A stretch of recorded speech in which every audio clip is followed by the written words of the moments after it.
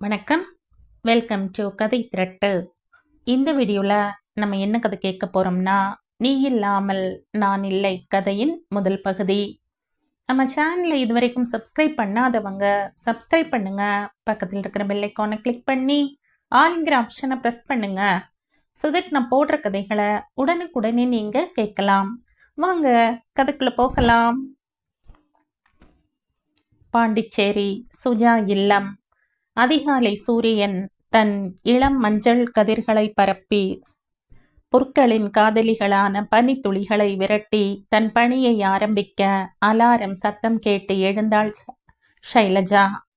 கண்களை திறவாமலே வழக்கம் போல தன் உள்ளங்கையை திறந்து விநாயகா என்றபடி விழிகளை திறந்தவளின் பார்வை அடுத்தபடியாக கடிகாரத்தில் சென்று படிந்தது. 5 மணி 10 நிமிடம் என்றதும் அவசரமாக எழுந்து படுக்கையை சரி செய்து துண்டை எடுத்துக்கொண்டு பாத்ரூமில் நுழைந்தாள். அவள் வெளியே வருவதற்கு முன் அவளை பற்றி பார்த்து விடுவோம். ஷைலஜா பிடித்தவர்களுக்கு சுருக்கமாக ஷைலு. சுஜாதா சஞ்சய் வர்மா தம்பதிகளுக்கு 3வது பெண். பெயரைப் போலவே அழகும் அறிவும் நிரம்பியவள். சராசரி பெண்களை விட சற்றே உயரம் கூடுதல், இடையை தாண்டிய கருநாகம் போல கருமையான கூந்தல், சந்தனமும் மஞ்சளும் கலந்த மலையாள நிறம், மீனாவை ஞாபகப்படுத்தும் கண்கள், மெல்லிய ஆனால் தீர்க்கமான இயற்கையிலேயே சிவந்த இதழ்கள், வில் போன்ற அடர்த்தியான புருவங்கள். இவையெல்லாம் காலம் காலமாக கதைகளிலும் சினிமாவிலும் கதாநாயகியை வர்ணிக்க பயன்படும் வார்த்தைகள் என்றாலும் ஷைலுவுக்கு அவை எல்லாமே பொருந்தி போயிற்று.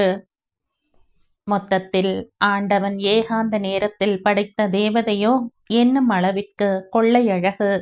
தாய் சுஜாதா மாநிறத்திற்கும் மட்டு என்றாலும் அழகின் இலக்கணமாக திகழ்ந்தார். சஞ்சய் வர்மா ஒரு நார்த் இந்தியன் என்பதால் நல்ல நிறம்.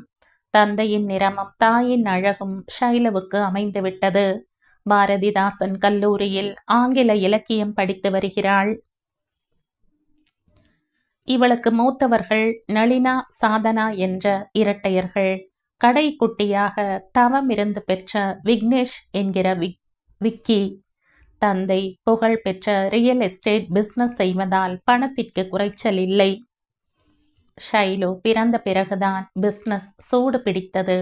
அவரின் நீண்ட நாள் கனவான கடற்கரையை ஒட்டிய இந்த பங்களாவை வாங்கியதாக அடிக்கடி சொல்வார். அதனால் சின்ன மகள் ஷைலுவின் மீதும் வீட்டின் ஒரே ஆண் வாரிசான விக்கியின் மீதும் அலாதி பாசம். விக்கி மேல் எல்லோருக்கும் பாசம் அதிகம் இருந்தாலும் அவனுக்கு தன் இளைய தமக்கை ஷைலு மேல்தான் பிரியம். அவள்தான் தம்பியுடன் சரிசமமாக விளையாடுவாள்.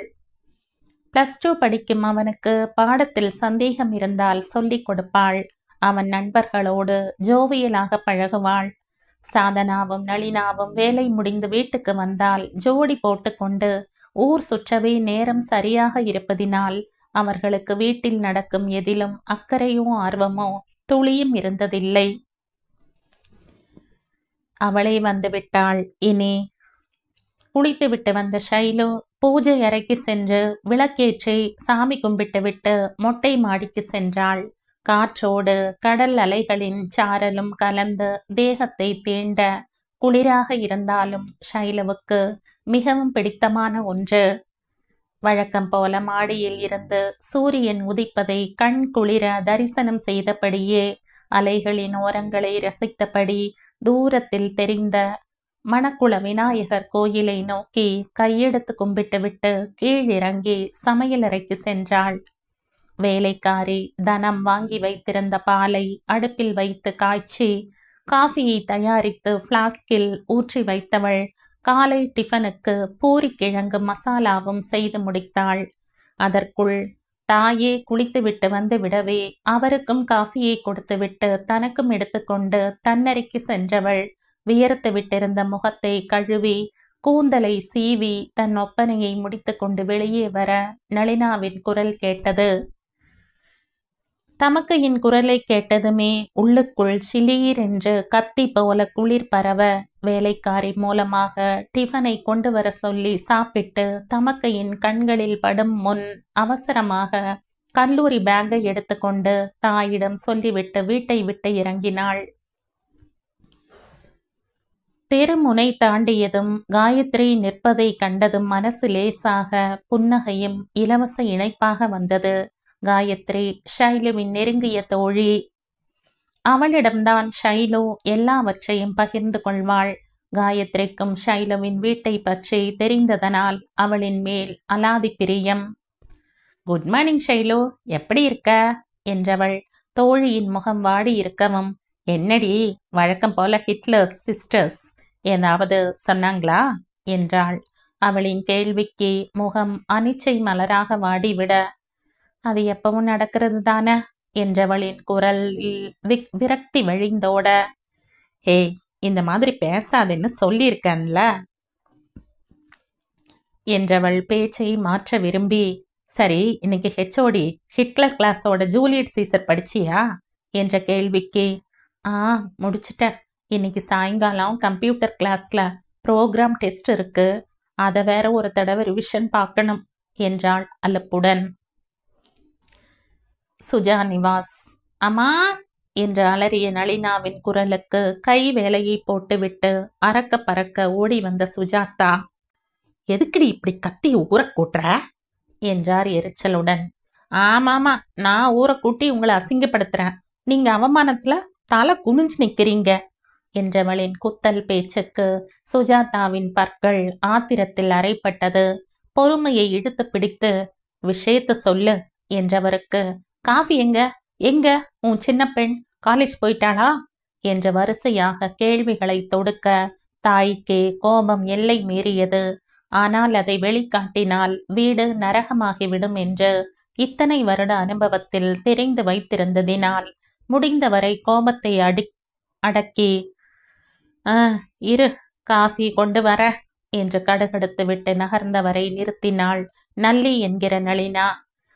என்ன செய்திருக்கா டிஃபனுக்கு என்றவளின் கேள்விக்கு அமைதியாக, பூரி கிழங்கு மசாலா என்று வெடுக்கென்று பதில் வர, ஏன் உன் செல்ல பெண்ணால சப்பாத்தி செய்ய முடியாதா அல்லது உடம்பு வளையலையா என்றாள் ஏளனத்துடன்.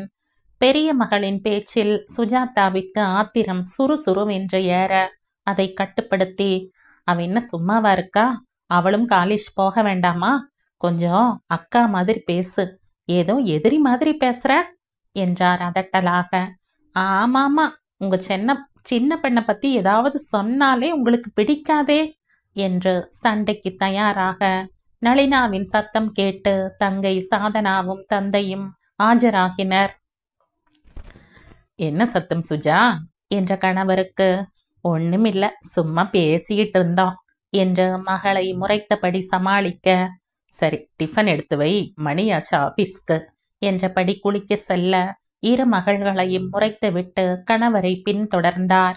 பெரியவர்கள் இருவரும் நகர்ந்ததும், என்ன நல்லி பிரச்சனை என்ற தங்கையின் கேள்விக்கு, ஒண்ணுமில்லடி, நம்ம வீட்டு அழகுராணி ஷைலு, அவளை பத்தி தான் கேட்டுக்கிட்டு இருந்த என்று எகத்தாளமாக பேச, ஏன் என்ன என்றாள் ஆர்வமாக.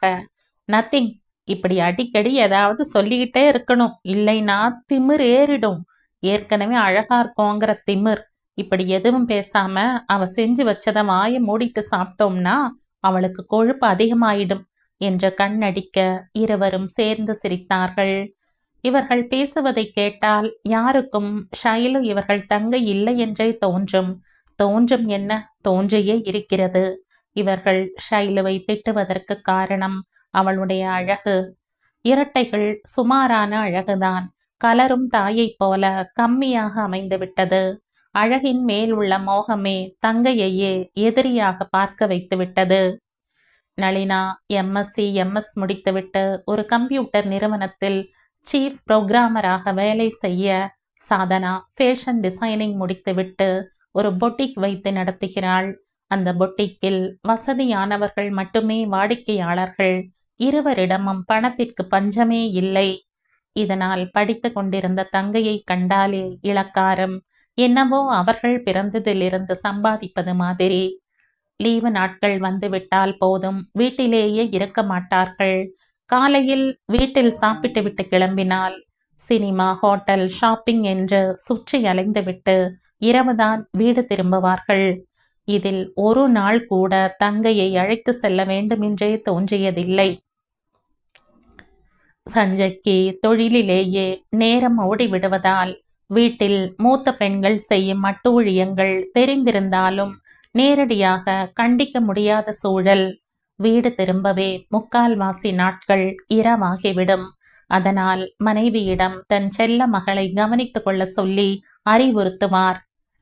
கணவர் ஷைலுவை பற்றி பேச்செடுக்கும் போதெல்லாம் சுஜாவுக்கு பெரிய மகள்களிடமிருந்து சிறிய மகளை காப்பாற்ற முடியவில்லையே என்ற இயலாமையில் கண்ணீர் கரை கட்டும்.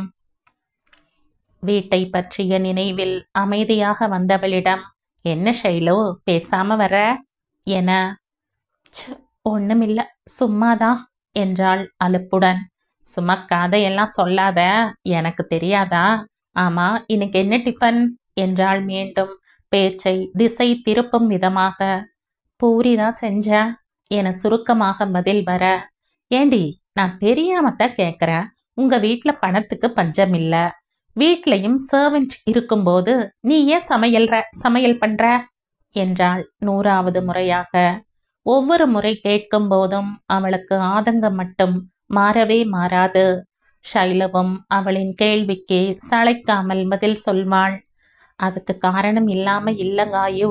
எவ்வளவு பணம் இருந்தாலும் நம்ம தேவையை நாம தான் பூர்த்தி செய்து கொள்ள வேண்டும். அடுத்தவரை எதிர்பார்க்க கூடாதுன்னு அம்மா சொல்வாங்க. வேலைக்காரி தனத்துக்கு மற்ற வேலைகள் செய்ய மட்டும்தான் அனுமதி. அவர்களை சமையல் செய்ய சொல்ல அம்மாவுக்கு பிடிக்காது. தன் குடும்பத்திற்கு அம்மாதான் செய்யணும்னு நினைப்பாங்க.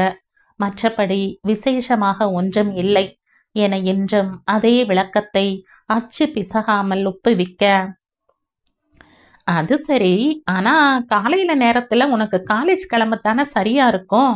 அந்த நேரத்துல நீ அவசரமா எழுந்து சமைக்க வேண்டுமா என்றவளுக்கு சின்ன சிரிப்பை உதிர்த்தாள்.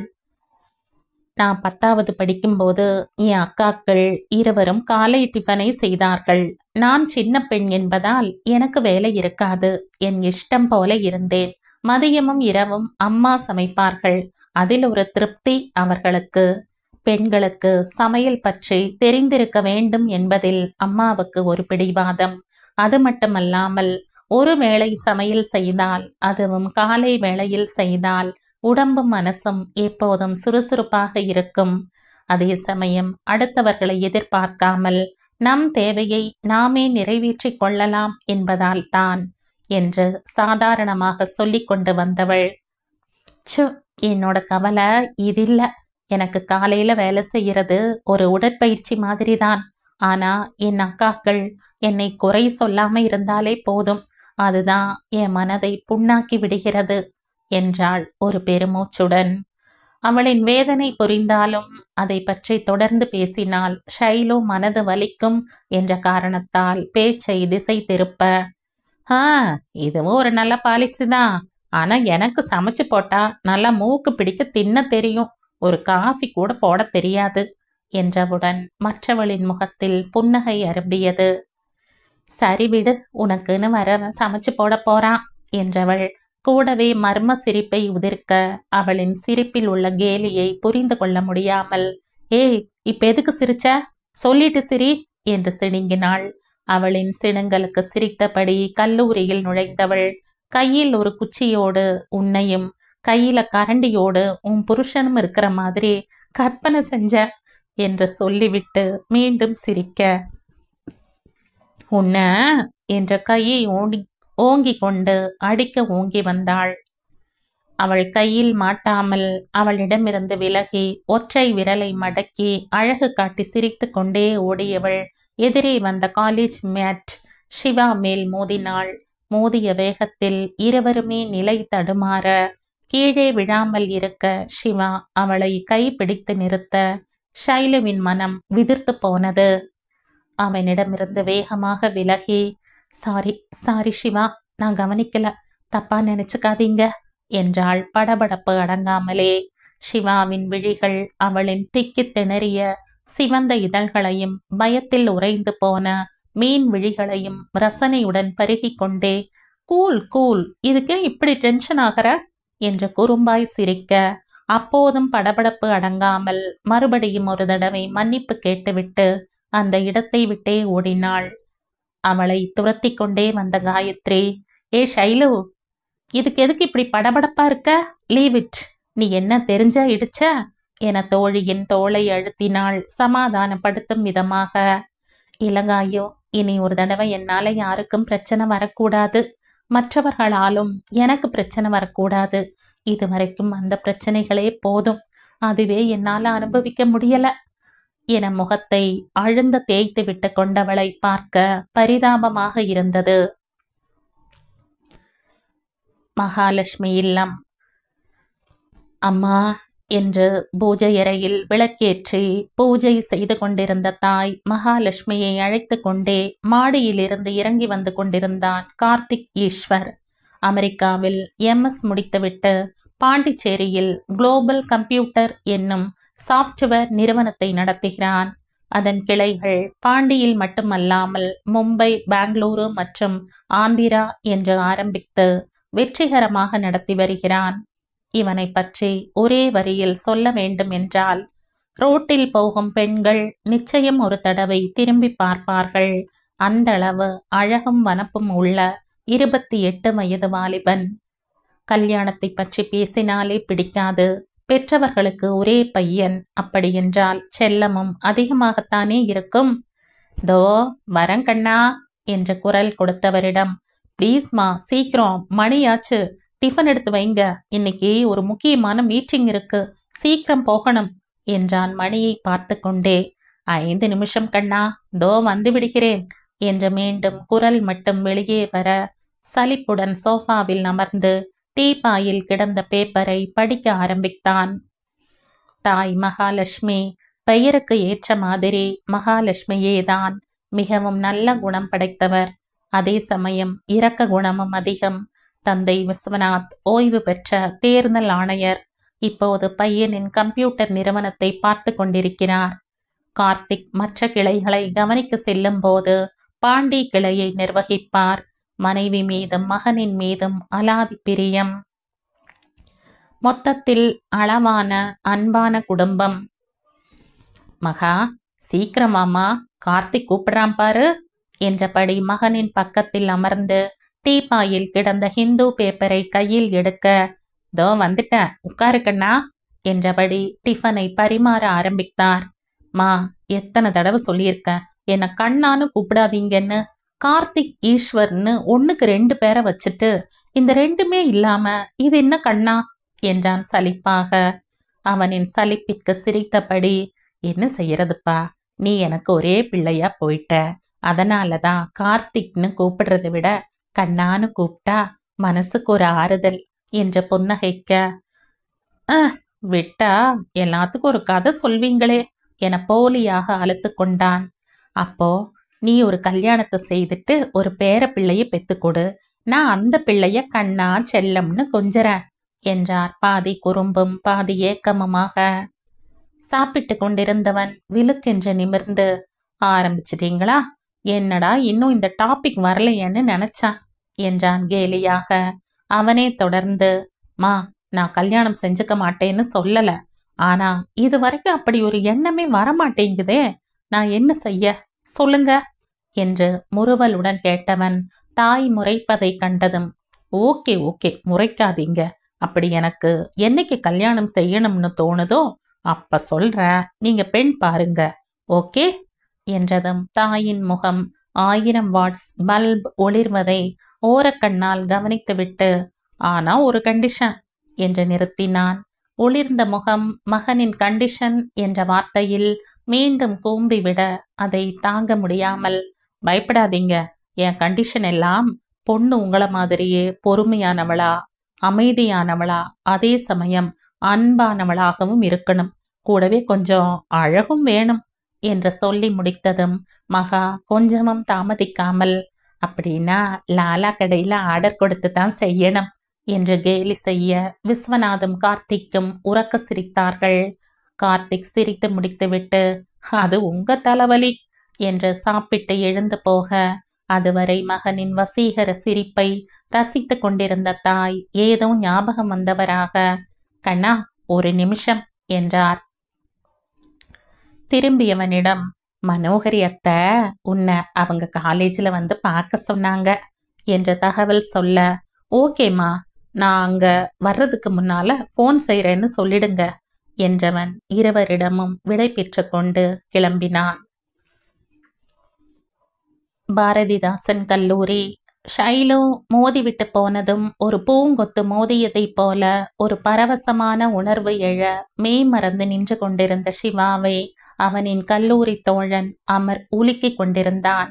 அவனின் உலுக்கலில் தன்னை மீட்டு, சாரிடா, ஏதோ நினைவு என்ற அசடு வழிய, ஏதோ நினைவில்ல மச்சான், கனவுலகத்துல யார் கூடயோ டூயிட் பாடிக்கிட்டு இருந்த போல என்று குறும்புடன் வாரினான். சும்மாருடா, எப்ப பார்த்தாலும் கேலிதானா என்று போலியாக அழுத்து கொண்டாலும் நண்பனின் கேலியை உள்ளூர ரசிக்கவே செய்தான். அமரே தொடர்ந்து, அது சரி, யார் கூட டூயட், யார் அந்த தேவதை என்று கண் சிமிட்டி கேட்டதுமே அவன் எப்பொழுது கேட்பான்னு எதிர்பார்த்து கொண்டிருந்தது போல, ஷைலு பத்தி தாண்டா நினைச்சிட்டு இருந்த, அவகிட்ட என் காதலை எப்படி ப்ரப்போஸ் செய்யறதுன்னு தெரியல, அவள் விழிகளை சந்தித்தாலே சுத்தமா எனக்கு தைரியம் வரமாட்டேங்குது என்ற மருகிய நண்பனை தோளில் தட்டி ஆறுதல் படுத்தினான். உன் உணர்வுகள் எனக்கு புரியுது சிவா, நீ மட்டுமா அவளை விரும்புற? நம்ம காலேஜ்ல பாதி பேர் அவள் நினைவாகத்தான் இருக்காங்க. ஆனா அவளோ யார்கிட்டையும் பேச விரும்பாம தன்னை சுத்தி ஒரு வேலியை போட்டுக்கிட்டு வெளியே வரமாட்டேங்கிறா. காயத்ரியை நெருங்கினால் ஷைலுவிடம் பேசலாம் என்றால் அப்படியும் திரும்பி பார்க்க மாட்டேங்கிறா. பார்க்கலாம், சரி வா, கிளாஸ்க்கு போகலாம் என்றான் ஒரு பெருமூச்சோடு. மதியம் லஞ்ச் முடிந்து கிளாஸ் திரும்பும் நேரத்தில் தன் ஹோண்டா சிட்டியில் கல்லூரிக்கு வந்திறங்கிய கார்த்திக் பிரின்சியாக இருக்கும் அத்தை மனோகரியின் ரூம் எங்கே இருக்குன்னு யாரிடம் கேட்கலாம் என்று யோசித்து சுற்றுமுற்றும் பார்த்தவன் கிளாஸுக்கு வேகமாக திரும்பிக் கொண்டிருந்த பெண்ணை நோக்கி, hello miss magenta colour churidar, மன்னிக்கவும், பிரின்சி ரூம் எங்கன்னு சொல்ல முடியுமா என்றான் உரக்க. யாரோ தன் உடையின் நிறத்தை சொல்லி அழைப்பதை கேட்டு யார் என்று திரும்பிய ஷைலு எதிரே நின்றவனை கண்டதும் ஒரு நிமிடம் இமைக்க மறந்து விக்கித்து போக, கார்த்திக்குக்கும் அதே நிலைமைதான். அவன் அழகான பெண்களை பார்த்ததில்லைன்னு சொல்ல முடியாது. அவன் பிசினஸ் சர்க்கிளில் நிறைய பெண்களை பார்த்து பேசி இருக்கிறான். ஆனால் மூச்சடைத்து நிற்கும் அளவுக்கு யாரும் அவனை சலனப்படுத்தியதில்லை.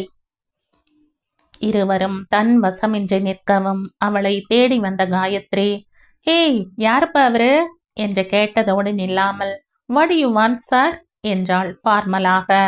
அதற்குள் இருவரும் தங்களை சுதாரித்து கொள்ள, சாரி என்று தடுமாறிவிட்டு கார்த்திக் ஷைலுவிடம் கேட்பதை காயுவிடம் கேட்க, நேரா போய் லெப்டில் திரும்பினா பிரின்சி ரூம் என்றவளுக்கு தேங்க்ஸ் என்றவன் ஷைலுவை ஒரு முறை பார்வையால் வருடிவிட்டு அங்கிருந்து அகல, காயத்ரி யோசனையோடு அவனை பார்வையால் பின்தொடர்ந்தாள். மனோகரியின் ரூமுக்கு போன கார்த்திக்கால் தன் அத்தையிடம் சரியாக பேசக்கூட முடியவில்லை. அவன் கண் முன்னே ஷைலுவின் முகம்தான் மின்னிக் கொண்டிருந்தது. கவனத்தை இழுத்து பிடிக்க முடியாமல் அத்தையிடம் முட்டி மோதி ஏதோ பேசிவிட்டு அவசரமாக வெளியில் வந்து அவள் எங்கேயாவது தெரிகிறாளா என்று தேடினான். அவளை காண முடியாமல், அவ பேரை கூட கேட்காம விட்டுட்டனே, அந்த அளவு மடையன் மாதிரி நடந்து கொண்டிருக்கிறேன் என்று தனக்குள் சிரித்து கொண்டவன், நாளை மறுபடியும் வந்து அவளை பத்தி டீட்டெயில்ஸ் கலெக்ட் பண்ணணும் என்று நினைத்தவாறே உற்சாகமாக பாடலை சீட்டியடித்து கொண்டே வண்டியில் ஏறி சென்றான். வீட்டில் காரை பார்க் செய்துவிட்டு பாடலை ஹம் செய்து கொண்டே உள்ளே நுழைந்தவனை கண்டதும் பெற்றோருக்கு ஒரே ஆச்சரியம். எவ்வளவு சந்தோஷம் இருந்தாலும் ஒரு சிரிப்பில் மட்டுமே வெளிப்படுத்துபவன் இப்போது விடலை பையன் மாதிரி விசிலடிப்பது அதிசயமாக இருக்க ரகசியமாக சிரித்து கொண்டார்கள். துள்ளலுடன் இரண்டிரண்டு படிகளாக மகன் ஏறி செல்வதை ரசித்தவர்கள் தங்களுக்குள் என்னவா இருக்கும் என்று பேசி சிரித்து கொண்டார்கள். இரவு மகன் சாப்பிட வரவில்லை என்றதும் மகாலட்சுமி மாடிக்கு செல்ல கார்த்திக் ட்ரெஸ்ஸை கூட கழற்றாமல் கட்டிலில் கவிழ்ந்து தனக்குள் சிரித்தபடி சஞ்சரிப்பதைக் கண்டு, யாருடா கண்ணு அந்த பொண்ணு என்றார் புன்னகையுடன். தாயின் குரலில் நிகழ்காலத்திற்கு வந்தவன் கட்டிலில் இருந்து துள்ள எழுந்து, மா உங்களுக்கு எப்படி என்று முடிக்காமலேயே ஆச்சரியத்துடன் வினவ, ஒரு தாய்க்கு தன் பிள்ளையோட மனசு புரியாதா என்றவர், சொல்லிடா செல்லம், யாரந்த அதிர்ஷ்டக்காரி என்றார் முறுவலுடன். தெரியலம்மா, காலையில நான் உங்ககிட்ட சொன்ன மாதிரி அழகு மற்றும் அமைதியுடன் கூடிய ஒரு பெண்ணை பார்த்தம்மா. ஏனோ அவளை பார்த்ததிலிருந்து என் மனசு ரக்க கட்டி பறக்குது. ஒரே பார்வையில என் மனசுல பச மாதிரி ஒட்டிக்கிட்டா. அவ கிடைச்சா நான் சந்தோஷமா இருப்பேன்னு தோணுதுமா என்று கண்களில் கனவு மிதக்க பேசிய மகனை வினோதமாக பார்த்து கொண்டிருந்தார் அந்த தாய். இதுவரை தன் சந்தோஷங்களை யாரிடமும் வெளியிடாமல் அப்படியே பகிர்ந்து கொண்டாலும் அதில் ஒரு கம்பீரமும் ஒரு நேர்த்தியுமாக நடந்து கொண்டவன் இன்று ஒரு சிறு பையன் போல ஃப்ரீக் அவுட்டாக பேசுவதைக் கண்டு மலைத்து போயிருந்தவர் தன்னை சுதாரித்து, எப்படிப்பா சொல்ற, அவ கிடைச்சா நீ சந்தோஷமா இருப்பேன்னு என்றார் ஆழமாக. ஆமாம்மா, நான் அவள் அழகை மட்டும் பார்க்கல, அந்த முகத்துல ஒரு விதமான சோகமும் அதனால உண்டான அமைதியும் இருந்தது. அது கூட அவளுக்கு ஒரு அழகு கொடுத்ததுமா. உங்களுக்கும் அவளை மிகவும் பிடிக்கும். ஒரு தேவதை போல இருந்தா. நம்ம வீட்டுக்கேத்த மருமகளா இருப்பான்னு எனக்கு நம்பிக்கை இருக்குமா என்று பேசிக்கொண்டே சென்றவன் சற்று நிதானித்து, உங்களுக்கு இதுல ஆட்சேபனை எதுவும் இல்லையே என்றான் சிறு பயத்துடன். அவனின் கேள்விக்கு மென்மையாக சிரித்து, கண்டிப்பா இல்ல கண்ணா, உன் ஆசைகளுக்கு நாங்க என்னைக்கு மறுப்பு சொல்லியிருக்கோம்?